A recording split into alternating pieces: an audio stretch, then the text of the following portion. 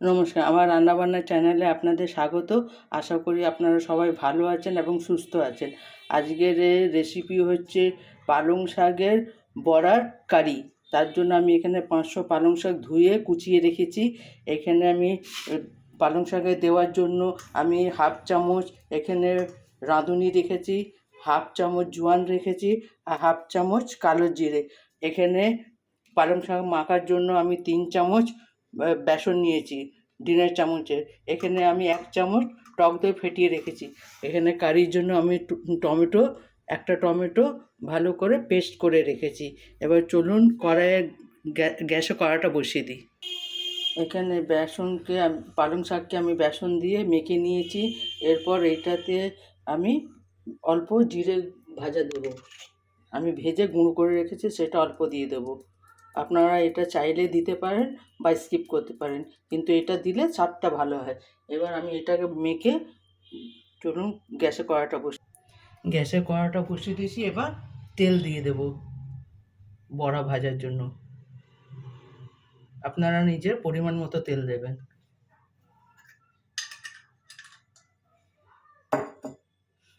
তেলটা গরম হয়ে যাক।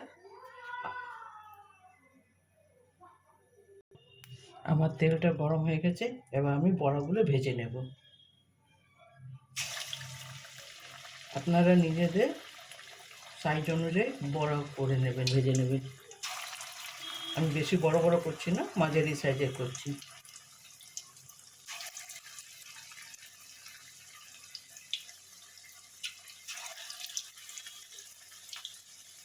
আজকে আমার ভিডিও ছাড়তে দেরি হয়ে গেছে, কারণ আমি একটু বেরিয়েছিলাম। সেই কারণে আমার দুপুরের ভিডিওটা আপলোড করা হয়নি।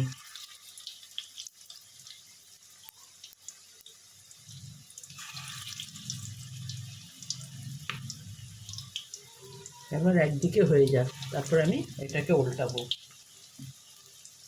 এটা একদিকে ভাজা হয়ে যাক, তারপর আপনাদের দেখাচ্ছি। আমার একদিকে ভাজা হয়ে গেছে, এবার আমি এটাকে উল্টে দেব। একটু মচমচ করে ভাজবে, তারপরে এটার আমি কারি করব। আপনারা চাইলে এই মাখাতে আপনি চাট মশলা বা আমচুর পাউডার এইগুলো দিতে পারেন, গুঁড়ো লঙ্কা দিতে পারেন। আমরা গুঁড়ো লঙ্কা খাই না বলে আমি গুঁড়ো লঙ্কা দিইনি। একটা কাঁচা লঙ্কা আমি কেটে দিয়েছি। এইভাবে এইগুলোকে ভালো করে ভেজে নেবে। চাইলে আপনারা এটা শুধু চা দিয়েও খেতে পারেন, বিকেলে চায়ের সঙ্গে খেতে ভালো লাগবে। গরম গরম ভাজবেন আর খাবেন, এটা খেতে ভালো লাগবে। একবার এইভাবে পালং শাকের বড়া ঝাল করে দেখবেন, খেতে বেশ ভালো লাগে। এটা সম্পূর্ণ নিরামিষ, এটাতে কোনো পেঁয়াজ রসুন আদা কিছুই যাবে না।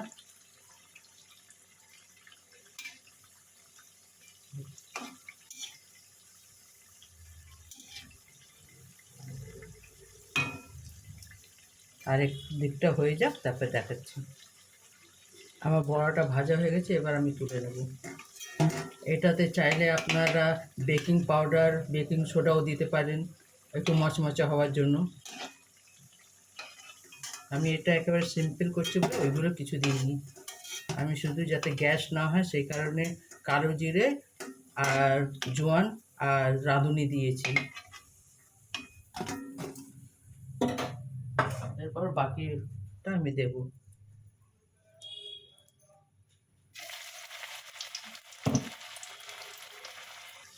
দেখুন আমার ভাজা ভাজা হয়ে গেছে, এবার আমি এটাকে তুলে নেব।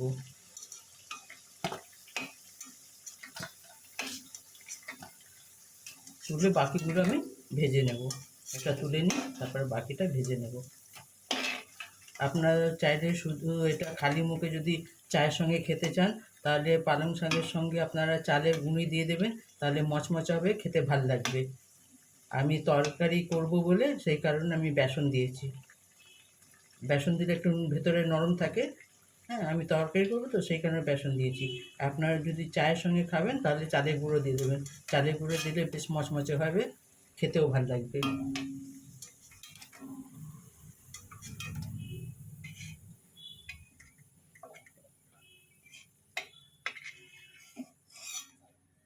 তারপরে বাকিগুলো আমি দিয়ে দেবো।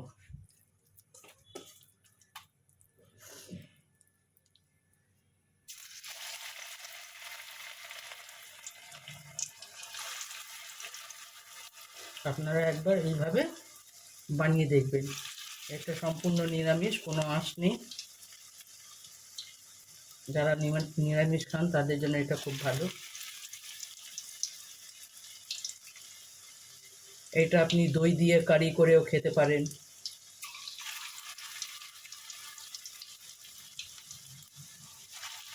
ওইটার সঙ্গেও ভালো লাগবে দইয়ের কারি করে।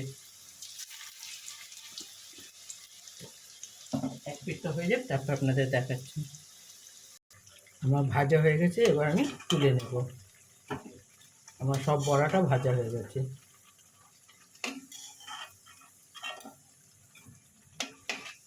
এটা রান্না করতে খুব একটা সময় লাগে না, খালি এই বড়া ভাজতে যা একটু সময় লাগে। আপনি যদি সব রেডি করে রাখেন তাহলে আপনার বেশি সময় লাগবে না। এরপর আমি জোয়ান, রাঁধুনি আর কালো জিরের ফোড়নটা দিয়ে দেব। আপনারা চাইলে গরম মশলাও ফোড়ন দিতে পারে, কিন্তু রাঁধুনি দিলে তার আলাদা একটা ফ্লেভার দেবে, সেই কারণে আমি রাঁধুনির ফোড়নটা দিলাম। এরপরে আমি টমেটো বেটে রেখেছিলাম যেটা, দুটো কাঁচা লঙ্কার সঙ্গে, সেটা দিয়ে দেবো।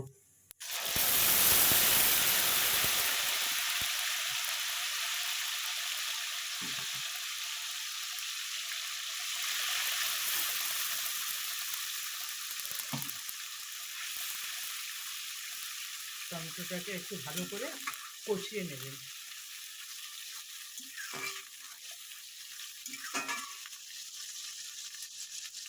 এরপরে আমি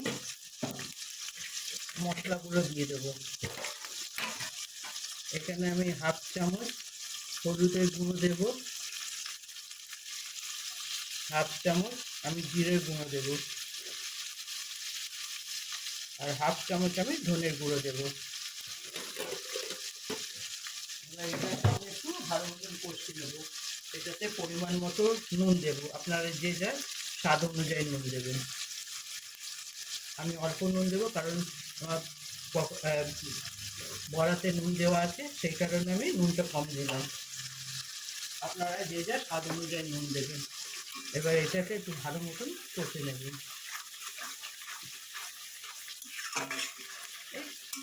2-3 মিনিট কষে নেবেন।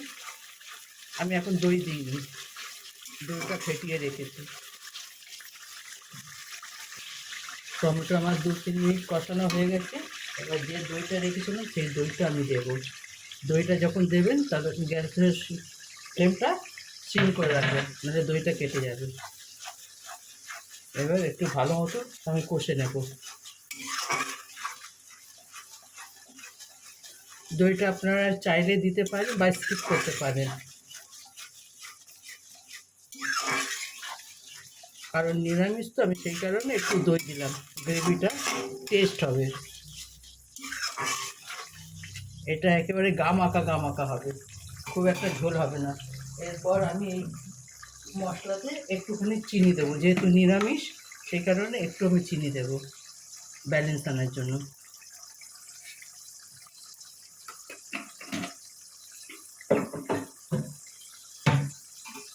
তো এটাকে ভালো মতন কষিয়ে নেব। এটা কষানো হয়ে যায়, তারপর আপনাদের সঙ্গে দেখা হচ্ছে। আমার মশলাটা কষানো হয়ে গেছে, এবার আমি বড়াগুলো দিয়ে দেবো, দিয়ে আলতোভাবে নামিয়ে দেবো।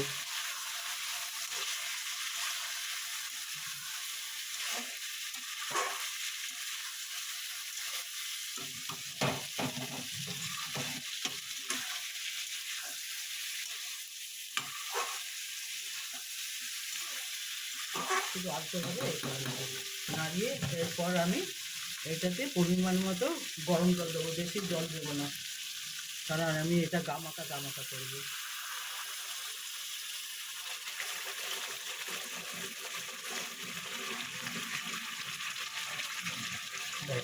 একটু আমি জল দেবো, দিয়ে একটু ভালো করে নাড়িয়ে নেবো।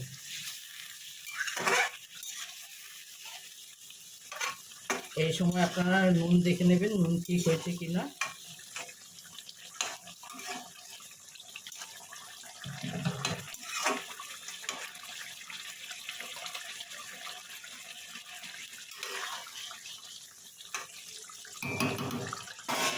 এরপর আমি এর উপরে ধনেপাতা ছড়িয়ে দেবো।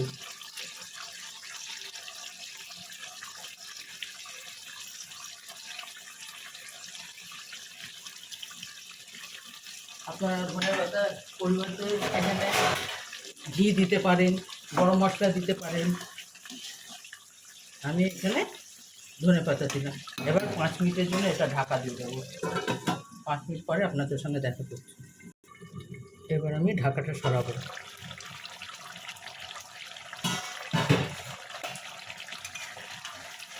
আমার একেবারে পালং শাকের বড়া ঝাল একেবারে রেডি।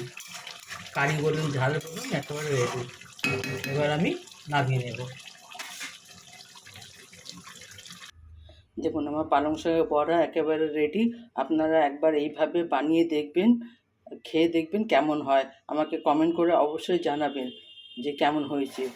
এটা আমি বাড়িতে মাঝে মধ্যে করে খাই, কিন্তু এটা খেতে বেশ ভাল লাগে।